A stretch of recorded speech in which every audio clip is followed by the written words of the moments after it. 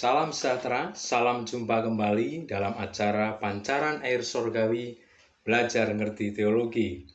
Tema kita masih melanjutkan tema sebelumnya, yaitu prinsip dasar pernikahan.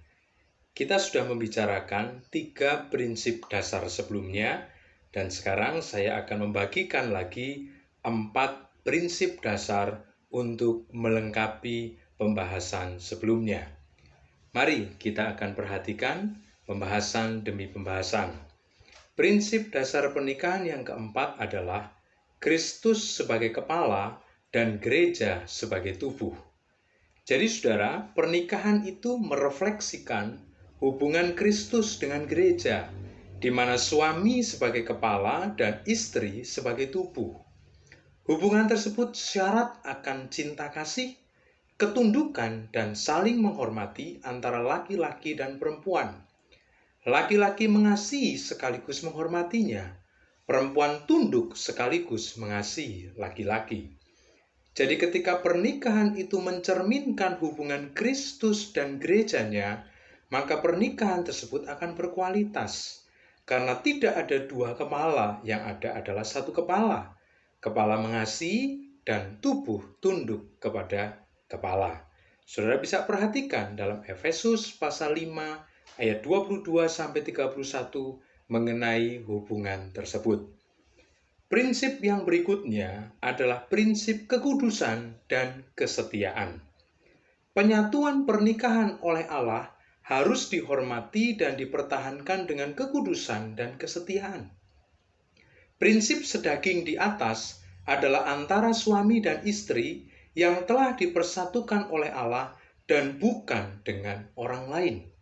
Maka ketika dengan orang lain sudah masuk kategori persinahan. Allah mempersatukan 1 laki-laki dan 1 perempuan. Pernikahan Kristen adalah pernikahan yang monogami, sehingga kekudusan hubungan yang dimaksud adalah antara keduanya yang telah dipersatukan. Prinsip selanjutnya adalah prinsip kemandirian dan otonom.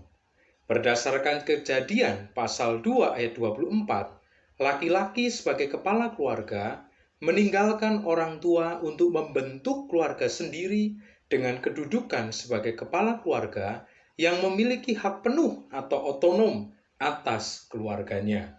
Kemandirian dapat meliputi kemandirian tempat tinggal, ekonomi, usaha, dan juga kemandirian dalam membuat keputusan, serta kemandirian dalam hal-hal yang lainnya.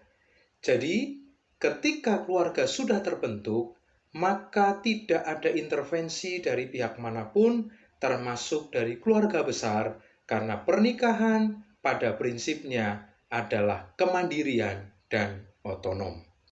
Oleh karena itu, semua anak-anak Tuhan yang akan memasuki lembaga pernikahan harus memiliki kesiapan dan keberanian untuk mewujudkan kemandirian dan otonomi dalam keluarga.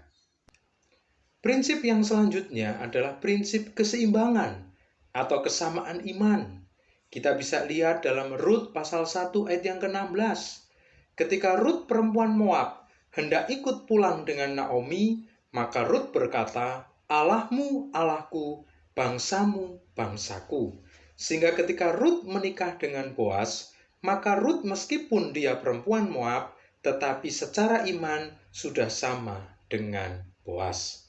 Demikian juga di dalam Maleakhi 2 ayat 15 dan 2 Korintus pasal 6 ayat yang ke-14. Jadi, prinsip keseimbangan atau kesamaan iman ini adalah prinsip yang sangat penting.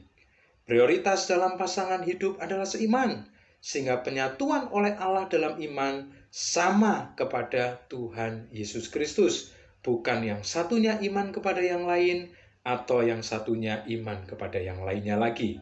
Namun saudara, dasar utama seperti yang sudah kita bicarakan adalah cinta, sehingga ketika ada terjadi pasangan pernikahan yang berbeda agama, maka itu pun masih bisa berlangsung.